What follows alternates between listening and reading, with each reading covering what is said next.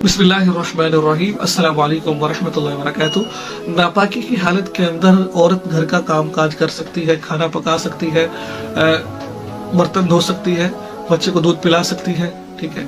और शौहर है, क्या वो बाहर से सौदा ला सकता है, वगैरह वगैरह। काम में सब कुछ काम आ जाते हैं।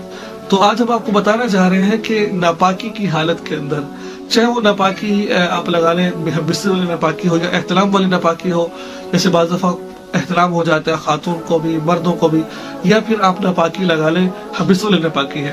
तो नापाक होने के बाद कोशिश तो इंसान को ये करनी चाहिए कि जितना जल्दी हो गुस्ल कर ले। लेकिन अगर किसी वजह से गुस्ल नहीं कर सकता, सर्दी बहुत ज्यादा है, ठीक है, पानी ठंडा है, ठीक है, या फिर आंख ही नहीं खुली, ठीक है, या फिर शौहर ने ऑफिस जाना है, ठीक है, ये कोई भी उज़र है, कोई शरई उज़र है, तो याद रखिए नमाज से पहले गुस्ल करना जरूरी है ताकि नमाज पढ़ सके। तो कोई भी ऐसी वजह बन गई है तो फिर आप नापाकी की हालत में घर के में काम काज कर सकती हैं, खाना पका सकती हैं, चाय पका सकती हैं, तमाम जो घर के काम काज है। और शौहर बाहर जा सकता है। और याद रखिए जुबान से जिक्र और अज़कार भी कर सकते हैं, सुभान अल्लाह अल्हम्दुलिल्लाह, ठीक है। तो मालूम हुआ कि नापाकी की हालत में कर सकते हैं, लेकिन कोशिश यही करनी चाहिए जितना जल्दी हो सके हम इसको गुस्ल अदा कर लें।